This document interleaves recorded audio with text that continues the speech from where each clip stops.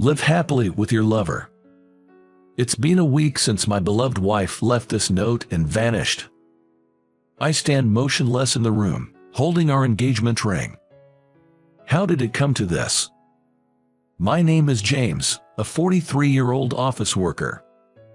My wife, Sarah, also 43, is a housewife. Though we were never blessed with children, our life together was pure happiness. We traveled a lot together, and on days off from work, we'd go shopping or dine out. Of course, during our long marriage, we had our arguments. But we always made it a point to apologize if we felt we were wrong and reconciled by the end of the day. We frequently visited each other's parents' homes and had a great relationship with our in-laws. There seemed to be no issues. I always believed that our calm, happy days with my wife would last forever. However, the end of my blissful marital life with my loving wife came suddenly. When I returned home from work, the lights were off. Usually, since Sarah was home, the lights would be on. But that wasn't all. The front door, which would normally be locked, was unlocked, and there was no smell of a delicious dinner at all. Thinking she might be out, I called her cell phone, but she didn't answer, and she didn't even read my messages. An hour passed, then two, but Sarah did not return. Something felt very off. That's when I noticed it, sitting down on the couch. There was a piece of paper on the table. In Sarah's handwriting, it read, "Live happily with your lover." Of course, I had never cheated. She must have misunderstood something.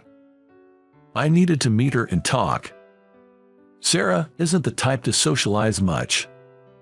It is probably the family home that she would rely on in these situations. I immediately called her mother, Karen. "Karen, it's James. By any chance, is Sarah with you?" "Oh, James, you are back. Sarah isn't here, but I know where she is. However, she told me not to tell you." I was at a loss as to why she would say that. "What do you mean? She seems to suspect me of cheating, but I haven't done anything of the sort. I think she's misunderstood. I need to meet her and talk." I knew from Karen that she knew where Sarah was, so I begged Karen multiple times to let me see her. But Karen didn't tell me. "James, she didn't tell me in detail, but she said she'd thought about this for days. I understand you want to talk, but please, give her some space right now." There was nothing I could say to that. But of course, I couldn't just accept it. Even now, I wonder if my wife thinks I'm meeting with another woman. If only I could see her and clear up the misunderstanding. Nothing progressed and a week has passed. My wife hasn't returned. I took out the engagement ring from the bedroom closet. I was planning to give this ring to my wife today, on our 20th wedding anniversary. Truth is, I didn't have money when we got married. I couldn't afford an engagement ring, and we couldn't even have a wedding. I'm not into flashy things, so I don't need a ring or a wedding. Let's use that money for our daily expenses. That was a thoughtful proposal from my gentle wife, sensing our financial situation. Now that we're comfortable, I can gift it to her. But having a wedding at this age feels embarrassing. Yet, I wanted to properly convey my gratitude for these 20 years to my wife. This engagement ring was for that. During these 20 years, whether we were broke or distressed about not having children, she always stood by me and supported me. Will this ring, which I had prepared hoping for our continued happiness, ever fit on her finger? I held the engagement ring in my hand, feeling lost in our home. One day, the doorbell rang. When I opened the door, there stood a beautiful elderly woman. I didn't recognize her. As I was puzzled, the elegant old lady said, "I've been looking for you." I was more confused. Then she continued, "Nice to meet you. My name is Amy. I came here about your uncle. He mentioned wanting to leave you some assets. My deceased father only had a sister. My mother had no siblings. In other words, I don't have an uncle. I thought that she must have mistaken me for someone else, and I told Amy that I do not have an uncle. I figured she would leave after that, but Amy slowly shook her head. No, I am sure it's you. Your mother will understand what I mean. Is your mother's name Catherine? Can I please see her? Indeed, my mother's name was Catherine. However, I was hesitant to introduce her to a stranger. I thought I'd call my mother, and if she also said she didn't know Amy, then Amy would surely give up. So, I called my mother. After explaining the situation, my mother was silent for a while. Bring her to the house. I was taken aback by my mother's words. What? Do you know Amy? Besides, you don't have any siblings, right? Just bring her, we'll talk later. Could my mother possibly know something about Amy's story? Still confused, I brought Amy to our family home. My mother was waiting outside. As soon as she saw Amy, she exclaimed, "Amy." To my surprise, Amy also said, "It's been so long," with tears in her eyes. The two embraced tightly. After their embrace, my mother invited Amy inside. When I demanded an explanation, it wasn't Amy who started speaking, but my mother. My father was the CEO of a real estate company. Amy here used to be our housemaid. We've been close since I was young. My brother was supposed to take over the company, but one day, my father arranged a marriage for me. However, I had a boyfriend at that time, your late father. I found out that I was pregnant with his child around the same time the proposal came. That child was you. My father told me to abort the child and marry the man he had chosen, but I couldn't bear to abort my child or leave him. So I left home, almost eloping. I didn't tell anyone, not even my brother or Amy, where I was going, thinking I'd never see them again. I had no idea my mother was the daughter of a CEO. I had never heard about her eloping before. When Catherine left home, I was devastated, but I believed she would be happier with the man she loved, so I kept my silence. I'm glad she had a happy marriage with him. Amy looked very relieved. She must have been worried about my mother all this time. I'm glad to see you, but why visit after all these years? Well, I have some sad news to share with you, Catherine. Saying that, Amy told my mother that her brother had passed away. Yes, my brother. He probably had a tough time managing everything after I left. He was the one who took care of our parents in their final years. I'm really grateful to him. As my mother shed tears, Amy gently handed her a handkerchief. It must have been a shock to be told out of the blue that her brother had passed away. I comforted my crying mother. My uncle, my mother's brother, regretted not being able to help when my mother left home.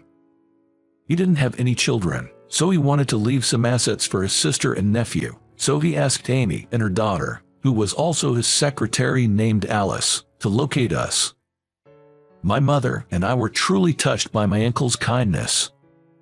But it's been many years since my mother left home. It'd only be right for my uncle's assets to be divided among the company and other relatives. Both my mother and I declined the inheritance. My mother is now enjoying her retirement years. She doesn't need excessive money. As for me, I want to make my precious wife happy with what I earn. Conveying our feelings, Amy respected our decision. Catherine, you're still as kind-hearted as ever. And James, you're such a gentle soul. Your wife must be very lucky. At Amy's words, my expression stiffened. That wasn't the case.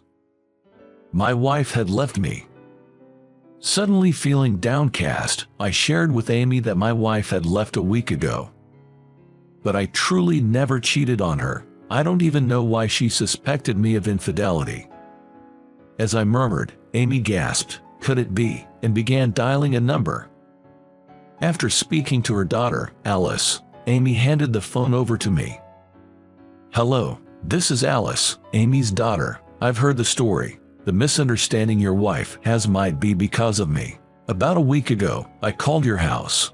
I had finally found out where you were, and I was quite anxious. I probably didn't explain things well to your wife. I told her I needed to talk to James since he's someone important to me. When she asked why, I thought it would be best to speak with you first, so I told her I couldn't explain at the moment.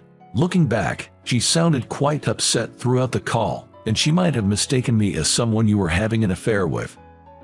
Hearing that, everything clicked for me. I immediately called my mother-in-law, Karen.